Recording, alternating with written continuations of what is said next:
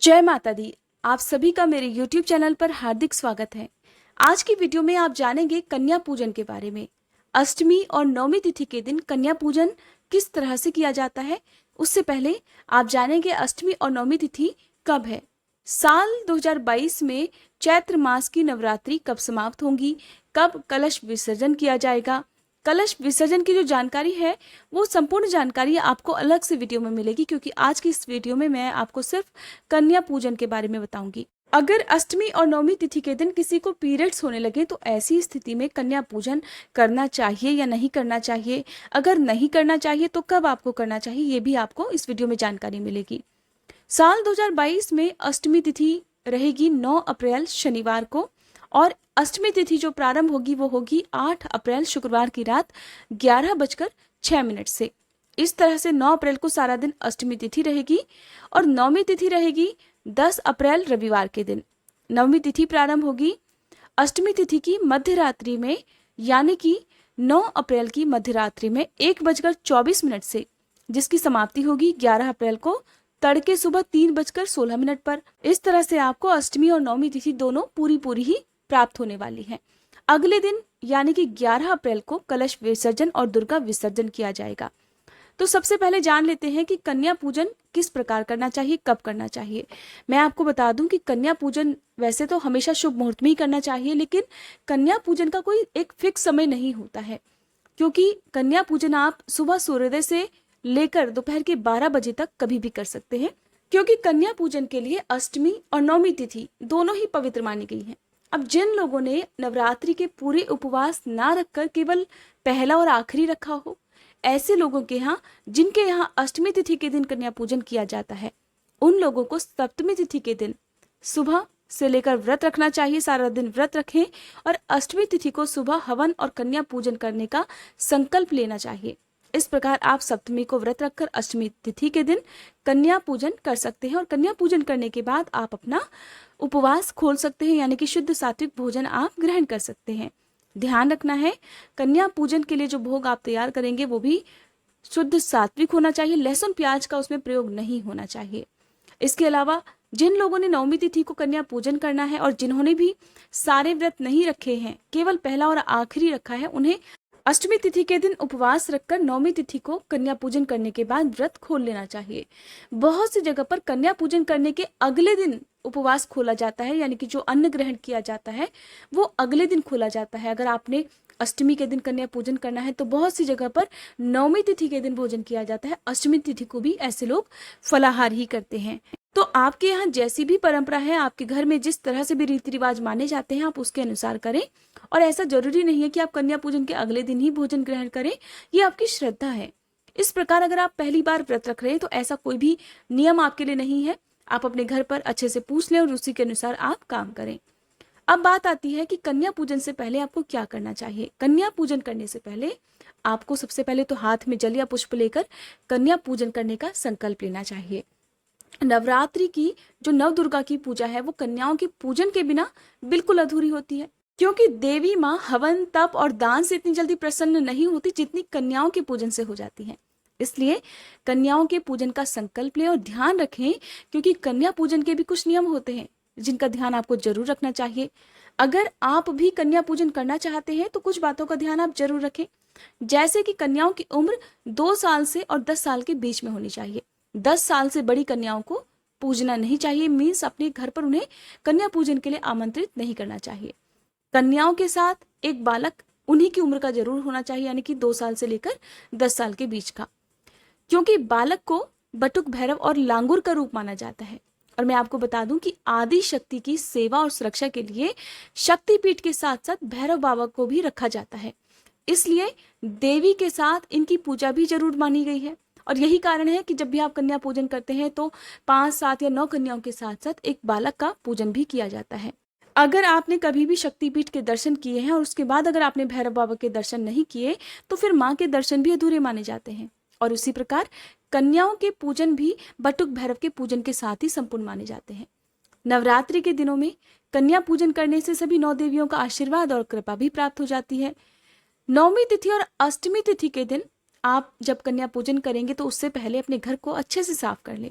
वैसे भी नवरात्रि के दिनों में अपने घर पर लोग सफाई का ज़्यादा ध्यान रखते हैं, क्योंकि आने वाली जो कन्याएं होती हैं वो माँ का स्वरूप मानी जाती हैं। इसलिए आपके घर में सुख शांति होनी चाहिए, किसी प्रकार का कोई कलह क्लेश नहीं होना चाहिए, तभी कन्या पूजन का फल प्राप्त होता है। कई बार ऐसा भी होता है कि एक या दो से ज्यादा कन्या नहीं मिल पाती हैं, तो ऐसे में आपको क्या करना है कि आपको जितनी भी कन्या मिलती हैं आप उनको 5, 7 या 9 की संख्या में बार बार उनका पूजन कर लें। यानी कि आप उनको उतनी ही बार भोग भी लगाएं, उतनी ही बार आप उन्हें तिलक भी लगाएं और उन्हें उतनी ही बार दक्षिणा भी दें। ये मान लें कि आपके घर पर साक्षात 5, 7 या 9 कन्याएं बैठी हुई हैं। और ऐसा नहीं है कि आपको 9 ही कन्या पूजनी है, आप 7 भी पूज सकते हैं, 5 भी पूज सकते हैं। इस प्रकार से आप उन्हें दक्षिणा और जो भी उपहार देना है वो उतनी ही संख्या का जरूर दें। सबसे पहले तो सुबह के समय अपने घर में आप हवन आदि कराएं। हवन आप चाहे तो बाहर से पंडित जी को बुलाकर कर सकते हैं या आप खुद भी कर सकते हैं। जिस तरह से आपने नवरात्रि के पूरे 9 दिन पूजा की है उस तरह से आप पूजा करें। माँ को लाल फूल, फल, मिठाई अर्पित करें, माँ को तिलक लगाएं, धूप दीपक जलाएं। कोशिश करें कि जो अष्टमी और नवमी की पूजा है वो परिवार के सभी सदस्य मिलकर करें। अगर आपके घर में भी कोई छोटी कन्या है तो उनके हाथों से भी आज के दिन आप पूजा करवाएं, माँ को भोग लगवाएं। क्योंकि अष्टमी के दिन कन्या पूजन के समय हलवा और पूरी यही एकमात्र ऐसा भोग होता है जिससे माँ प्रसन्न होती है। फिर आप चाहे कितने भी भोग बना ले, लेकिन माँ जितनी जल्दी प्रसन्न हलवा और पूरी से हो जाती है फिर उतनी जल्दी वो किसी और भोग से नहीं होती। अगर आपने भोग बना लिया, हलवा पूरी नहीं बनाया, तो फिर माँ की कृपा आपको बड़ी मुश्किल से मिलती है। कन्या पूजन के दिन माँ को भी आप श्रृंगार की सामग्री अर्पित करें, माँ को सिंदूर लगाएं जिस प्रकार से आपने 9 दिन तक पूजन किया है। अब कन्याओं को जो भेंट में आप सामान देना चाहते हैं, चाहे वो उनके खेलने के खेल खिलौने हो या उनकी ज़रूरत का सामान हो, उनकी पढ़ाई से रिलेटेड चीज़ें हो, चुनरी हो, रुमाल हो, उनके यूज़ करने की जो भी चीज़ें हो, चाहे वो हेयर क्लिप्स वगैरह हो, तो आप वो पहले से ही मार्केट से ले आएँ। ऐसा ना हो कि आप कन्या पूजन करने बैठें और आप उसी समय मार्केट से ये सब सामान मंगवाएं, ताकि कन्याओं को देर ना हो जाए। आपको इस बात का भी ध्यान रखना है, क्योंकि इस दिन बहुत सारी जगहों पर कन्याओं को आमंत्रित किया जाता है, तो आप उन्हें बिल्कुल भी देर ना कराएं। उनके आने से पहले ही भोजन बिल्कुल तैयार भी रहना चाहिए। ऐसा ना हो कि आपने उन्हें आमंत्रित कर दिया और वो बहुत देर तक इंतजार कर रहे हैं। उन्हें जो भोग आप लगाएंगे, जो भोजन आप उन्हें देंगे, उसमें बिल्कुल भी मिर्च मसाला नहीं होना चाहिए। इतना होना चाहिए कि वो आराम से खा सकें। अगर ज़्यादा मिर्च मसाला डाल दिया और वो बिना खाए ही उठ गए तो फिर उसका भी दोष लगता है। कन्याओं के साथ साथ बटुक भैरव की जरूरत का सामान भी आप उन्हें अपनी सामर्थ्य के अनुसार जरूर दें, क्योंकि जब कन्याएं खुश होती हैं, आपके घर से खुश होकर जाती हैं, तो माँ बहुत प्रसन्न होती है और आपके घर में तो खुशियां खुद ही फैल जाती हैं। सप्तमी तिथि तक आपके दुर्गा सप्तशती के जो अध्याय हैं वो भी पूरे हो जाने चाहिए। और मुझे उम्मीद है कि आप हमारे चैनल पर नियम से इन सारे अध्यायों को सुन चुके होंगे। भोग माँ के लिए आप जो तैयार करेंगे वो हमेशा शुद्ध यानी कि स्नान करने के बाद ही तैयार किया जाता है, पवित्र होकर ही तैयार किया जाता है और मन में श्रद्धा भक्ति भाव से ही भोग तैयार करना चाहिए और इसी भावना से लगाना भी चाहिए। कोशिश करें कि यदि आपके परिवार में किसी ने नवरात्रि के उपवास रखे हैं तो वो अपने हाथ से भोग तैयार करें। अगर कोई दिक्कत है तो कोई और सदस्य भी स्नान से निवृत्त होकर भोग तैयार कर सकता है। फिर प्रसन्न मन से आप कन्याओं को आमंत्रित करें। एक दिन पहले भी आप उन्हें बता सकते हैं कि आपके घर पर इतने बजे से उन्हें आ जाना है, ताकि उन्हें फिर किसी प्रकार की असुविधा ना हो और आपको भी दिक्कत ना हो, क्योंकि नवरात्रि के दिनों में कन्याएं मिलना बड़ा मुश्किल हो जाता है। तो सबसे पहले तो कन्याओं को आने से पहले ही आप उनके बैठने के लिए आसन वगैरह बिछा लें, साफ सुथरा धुला हुआ आसन बिछा लें। फिर उन्हें आप अपने घर पर आमंत्रित करें। सबसे पहले छोटी कन्या को आप अपने घर पर आमंत्रित करें, उसका दाहिना पैर आप अपने घर की दहलीज पर रखवाएं। उसके बाद जो भी कन्याएं आपने या बटुक भैरव को आमंत्रित किया है आप उन्हें घर पर आमंत्रित करें। सबसे छोटी कन्या का ही आपको सबसे पहले पूजन करना है। सबसे पहले उनके आप चरण छुएं, पैर धुलें। पैर धुलने के लिए आप गंगा जल या सादा जल भी प्रयोग कर सकते हैं।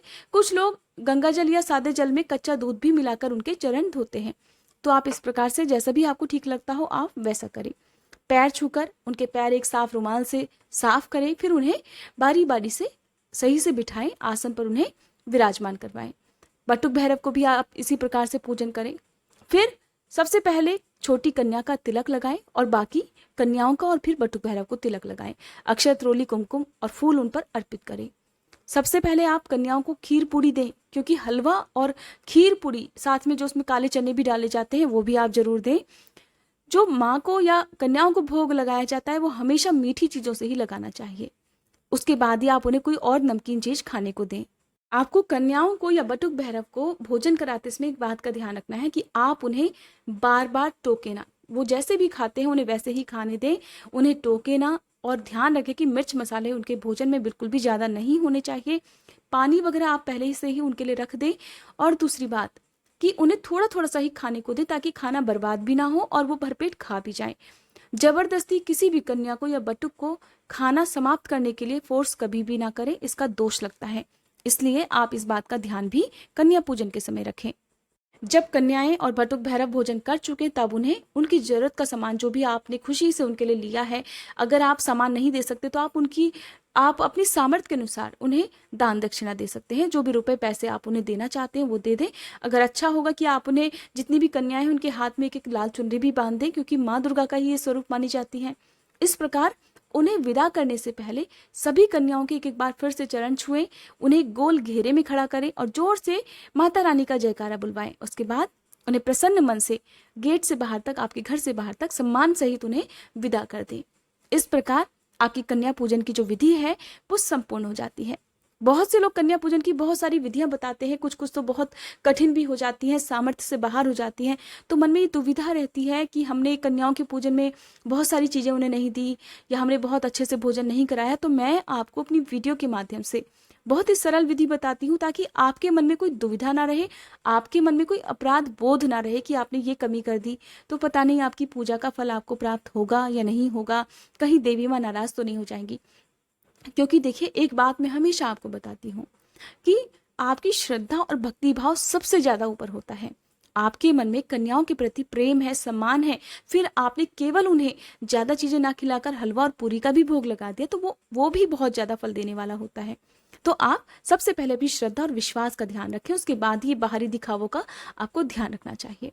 इस प्रकार आपका कन्या पूजन की जो विधि है वो संपूर्ण हो जाती है। अब जो कलश विसर्जन किया जाता है उसके बारे में मैं आपको बताऊंगी बाद में। अगली वीडियो का इंतजार आप जरूर कीजिएगा।